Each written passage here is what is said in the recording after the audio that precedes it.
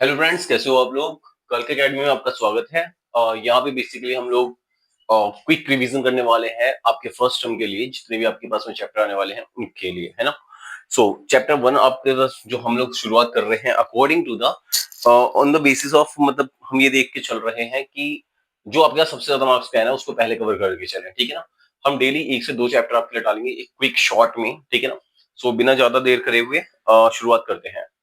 तो चैप्टर का नाम है आपके पास में अरिथमेटिक प्रोग्रेशन। अरिथमेटिक प्रोग्रेशन का मतलब बेसिकली हमारे पास में जो है वो समझना हमारे लिए इंपॉर्टेंट है। किस तरीके से आप उसको आइडेंटिफाई कर सकते हो कि हाँ भाई जो एक पर्टिकुलर गिवन लिस्ट है आपके पास में वो एक एपी है या नहीं है। ओके, सो एक एग्जांपल लेते हैं, जैसे 2 4 8 16, ये एक सीक्वेंस या सीरीज आपके पास में एक टाइप का दे रखा है। तो बेसिकली आपको क्या पता करना होता है, सबसे इंपॉर्टेंट बात है, जैसे आपके पास में 2 दे रखा है तो 2 जो होता है हमारे पास में this is known as first term, ठीक है। आप इसको फर्स्ट टर्म बोल सकते हो। इसका ये A2 होता है, ये A3 होता है, A4, मतलब A1 A2 A3 A4 are the first term, second term, third term, इस तरीके से आप बोल सकते हो।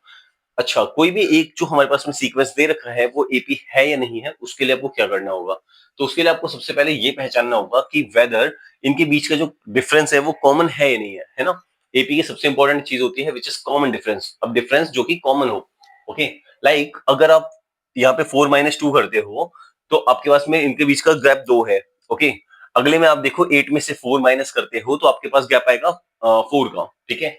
देन आफ्टर का इसमें गैप आप देखोगे तो 8 का गैप है। तो आप देख रहे हो मतलब ये गैप एक सेम नहीं है, मतलब कि ऐसा नहीं है कि इनके बीच में भी 2 का गैप है, इनके बीच में भी 2 का गैप है, या फिर 4 का गैप है सब में। ऐसा कुछ नहीं चल रहा है, ठीक है ना। तो ये जो चीज हमारे पास में होगी ये नॉट एन एपी वाली फॉर्म है, ठीक है ना। आप एग्जाम्पल के तौर पे देख लो, A1 की वैल्यू 2 है, A2 की वैल्यू यहाँ पे वैसे बेसिकली D1 निकाला है जो कि होता है A2 माइनस A1, मतलब सेकंड में से अगर पहले वाली टर्म को माइनस करोगे तो आपके D1 निकल के आएगा विच इज 4 - 2,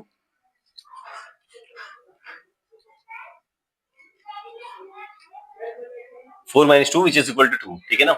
सिमिलरली अगर आप A2 और A3 में से A3 माइनस A2 करते हो तो यहाँ पे 8 - 4 जो आ रहा है वो 4 आ रहा है। इसको आप D1 कंसिडर कर सकते हो, इसको आप D2 कंसिडर कर सकते हो। और क्योंकि D1 और D2 आपस में बराबर नहीं है तो हम क्या बोल सकते हैं कि एज डिफरेंस जो है वो हमारे पास में एक कांस्टेंट टर्म नहीं है। सो द गिवन लिस्ट जो हमारे पास में नंबर की है वो एपी में नहीं होगी। ओके, एक आपको क्विक रिवीजन मिलेगा लिखा हुआ सब कुछ, और एक मैं आपको पूरा लेक्चर और मतलब खुद अच्छे से समझाऊंगा व्हाइट बोर्ड पे, ठीक है ना। उसके बेसिस पे सारा मामला रहेगा, ठीक है। एक अनदर वाला सीक्वेंस हम देखते हैं। तो इसमें जैसे माइनस का 10 है, माइनस का 6 है, -2 है और 2 है। अगर आप यहाँ पे देखते हो तो A1 जो फर्स्ट टर्म है वो -10 है, A2 -6 है, A3 -2 है, A4 जो है वो आपके पास में 2 है। तो इसके बेसिस पे अगर आप देखो, जैसे आपने यहाँ पे D1 निकाला हुआ है तो D1 होगा A2 माइनस A1, यानी -6 में से माइनस ऑफ माइनस, मतलब माइनस करना पड़ेगा आपको ये वाली टर्म को। तो -6 माइनस ऑफ -10, ये माइनस माइनस मिलकर प्लस बनेगा। तो माइनस का 6 और प्लस का 10 बनेगा आपके पास में। अब देखो माइनस और प्लस माइनस होता है, 6 और 10 का जो हमारे पास में डिफरेंस होगा वो 4 आएगा। एंड जो साइन होता है वो बड़े वाले का होता है, तो 6 के आगे माइनस है, 10 के आगे प्लस है। नंबर कौन सा बड़ा है, 10 है, तो उसके आगे प्लस है, तो इसलिए आंसर जो होगा वो 4 होगा, ठीक है। सिमिलरली आप यहाँ पे देख सकते हो माइनस का 2 माइनस ऑफ -6, यहाँ पे -2 को आपने -2 लिखा, माइनस माइनस प्लस हो जाएगा, 6 को आपने 6 लिखा। अब यहाँ पे -2 + 6 है, अदर वही वाला सारा टर्म, माइनस प्लस माइनस होता है, 6 और 4 2 में, 6 में से 2 को माइनस करोगे 4 आएगा, साइन बड़े वाले का यानी कि 6 का, ठीक है ना। अब यहाँ पे क्या देख सकते हो आपके डिफरेंस जो हमारे पास में वो कांस्टेंट है, मतलब सेम है। कैसे, ये भी 4 आ रहा है, ये भी 4 आ रहा है। अगर आप तीसरा वाला करोगे D3 तो वो भी 4 आएगा। तो उसकी वजह से हमारे पास में ये एक एपी होगी, ओके। सिमिलरली हम एक दूसरा एक और केस ले लेते हैं, जैसे आपके पास में ये पर्टिकुलर सीक्वेंस है, आप इसको रोक के भी आराम से देख सकते हो, मैंने आपको दोनों बहुत अच्छे समझाए हैं। उसके बेसिस पे आपको दिखेगा कि मतलब कि हाँ भाई इसका जो डिफरेंस आ रहा है आपके पास में वो 0.02 ये वाला निकल के आएगा आपके पास में। ये वाला 0.002 आ रहा है। आप सिंपल देख सकते हो, इसका डिफरेंस आपका ये रहा 0.02, ठीक है ना। थोड़ा सा मिसप्रिंट वाली फॉर्म में है, ठीक है। तो ये भी नॉट कांस्टेंट है, इसीलिए मतलब हमारे पास में नहीं होगा। सो इस तरीके से आप बाकी सीक्वेंस पे जा सकते हो, ठीक है ना। अब हम क्या करने वाले हैं, आइडेंटिफाई कर रहे हैं कि मतलब कि जो गिवन लिस्ट है हमारे पास में वो एपी है या नहीं है, उसको पता करना है, ठीक है। सो आपके पास में 13927 दे रखा है, D1 निकाला आपने 2, D2 निकाला आपने 6, डिफरेंस जो हमारे पास में सेम नहीं है तो इसका मतलब वो एपी नहीं होगी, ठीक है ना। सिमिलरली अब आप दूसरा वाला एपी देख लो, इन सबका डिफरेंस ए आ रहा है, मतलब कॉमन डिफरेंस है हमारे पास में, तो इसका मतलब ये एपी होगा, ठीक है। अगर हमारे पास में फ्रैक्शनल वैल्यू की फॉर्म में है तो 2 5/2 3 7/2। पहले तो आप इसको एक बार हल्का सा जज करो 2 का मतलब तो 2 है, 5/2 का मतलब 2.5 होगा, मतलब ये है 2, ढाई, 3, 3.5, सब में आधे आधे का गैप हो रहा है। तो आप देख रहे हो आधे आधे आधे का गैप हो रहा है, तो ये भी हमारे पास में एपी होगा, ठीक है। सिमिलरली अगर हम इसकी बात कर रहे हैं तो यहाँ पे देखो क्या है, 0 0 0 आ रहा है हमारे पास में, ठीक है ना। अब यहाँ पे देखो क्या है, ये इंपॉर्टेंट है थोड़ा सा मामला कि मतलब कई बार 0 0 आ जाता है, या फिर मतलब डिफरेंस हमारे पास में बढ़ता हुआ क्रम नहीं दिख रहा है, घटता हुआ क्रम नहीं दिख रहा है, तो हम बोल सकते हैं as the difference is constant, तो जो गिवन लिस्ट है हमारे पास में वो फिर भी एपी होगी, क्योंकि जो डिफरेंस जो आ रहा है वो हमारे पास में सबका फिर भी सेम है। ओके, नाउ अनदर, जैसे हमारे पास में ये कुछ है, आपके पास में एग्जांपल्स वगैरह आप देख सकते हो, ठीक है ना। अब हम स्टेटमेंट्स के बारे में बात करने वाले हैं, तो ये क्वेश्चन भी है आपके पास में, ठीक है। एनसीईआरटी का 5.1 का पहला क्वेश्चन है, ओके, कि जो टैक्सी का फेयर है आफ्टर ईच किलोमीटर, ये क्वेश्चन थोड़ा छुपा हुआ है। तो बेसिकली क्वेश्चन कुछ ऐसा है कि अगर मान लो ये टैक्सी है आपके पास में, इस टैक्सी पे आप बैठते हो, यहाँ से आप जब पहली बार जाते हो तो आपके पास एक फिक्स प्राइस मिलेगा, ठीक है ना, मतलब फिक्स प्राइस मतलब रखा हुआ है। क्वेश्चन अगर एनसीईआरटी का देखें तो उसमें है कि पहले किलोमीटर जब आप जाते हो तो 8 रुपीज आपको देने पड़ेंगे, ठीक है ना। जैसे ही आप अगले किलोमीटर पे जाते हो तो 5 रुपए देने पड़ेंगे, उसके अगले पे 5, उसके अगले पे 5, उसके अगले पे 5। तो आप देख सकते हो कि वहां पे बेसिकली हमारे पास में वहां क्या बनने वाला था, 8 पहली टर्म बनेगी, फिर 8 + 5 13, वो दूसरी टर्म बनेगी, फिर 8 + 5 + 5, ठीक है ना, मतलब कि 18, वो तीसरी टर्म बनेगी, ठीक है। वहां पे एक एपी फॉर्म होती है। यहाँ पे देख लो किस तरीके से बोला हुआ है कि जो 1 किलोमीटर हमारे पास में उसके लिए तो 1 रुपए बोला हुआ है, और हर किलोमीटर के हिसाब से मतलब 8 रुपए इन्होंने जोड़ने की बात करी हुई है, ठीक है ना। तो एक ये वाला मामला हो गया हमारे पास में, ठीक है।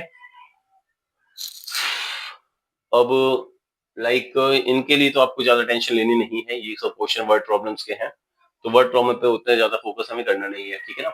नाउ अब क्वेश्चन है कि for the following APs right the first term and the common difference. आपको है ना इसमें फर्स्ट टर्म और कॉमन डिफरेंस दोनों पता करने हैं। फर्स्ट टर्म क्या होता है, हमेशा किसी भी एपी का जो पहला वाला टर्म होता है, जैसे आप ये दोनों क्वेश्चन देख पा रहे हो, पहला वाला जो नंबर है 3, वो फर्स्ट टर्म है, यहाँ पे -5 जो है वो भी फर्स्ट टर्म है, ठीक है ना। तो दोनों में क्या होगा, फर्स्ट टर्म इक्वल टू यहाँ पे 3 है, फर्स्ट टर्म इक्वल टू -5 है। अब हमारे पास दूसरी चीज क्या आती है, कॉमन डिफरेंस, यहाँ का भी और यहाँ का भी। तो कॉमन डिफरेंस क्या होता है, आपको अगले में से पिछला नंबर माइनस करना होता है, यानी 1 - 3 करोगे, सो आप पे आएगा -2, ठीक है ना। वो कैलकुलेशन यहाँ पे थोड़ी छुपी हुई है आपके पास में। क्या, तो वो बेसिकली आपको करना होगा 1 - 3 विच इज इक्वल टू -2, ठीक है ना। और दूसरा वाला जो है आपके पास में, जैसे -1 माइनस ऑफ -5, तो ये वाला थोड़ा सा मैं आपको दिखा देता हूँ। जैसे आपके पास में होगा -1 माइनस ऑफ -5, ठीक है ना। तो यहाँ पर से आप निकाल सकते हो माइनस का 1, माइनस माइनस प्लस हो जाएगा, 5 को आपने 5 लिखा। एक्चुअली में इस क्वेश्चन में बोल रखा है कि एपी है ये ऑलरेडी, तो एपी चेक नहीं करना है हमें, बस फर्स्ट टर्म और कॉमन डिफरेंस पता करना है। तो ये -1 + 5 है, अगेन प्लस माइनस माइनस होता है, तो 5 और 1 का जो डिफरेंस होगा 4 होगा। साइन बड़े वाले का होता है, 5 इज द बड़ा वाला नंबर, तो फिर यहाँ पे हमारे पास आंसर आएगा प्लस का 4, ठीक है। तो यहाँ पर से आप डी की वैल्यू माइनस का सॉरी प्लस का 4 निकाल सकते हो, ठीक है। इसी तरीके से आप बाकी और भी क्वेश्चंस ट्राई कर सकते हो।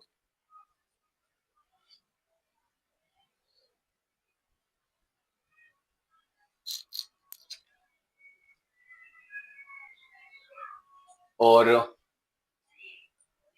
देन आफ्टर हम लोग नेक्स्ट वाला जो है यूनिट इसका वो शुरू कर सकते हैं, लेक्चर। ओके, सो लेक्चर 2 में आपके पास में मामला क्या है बच्चों,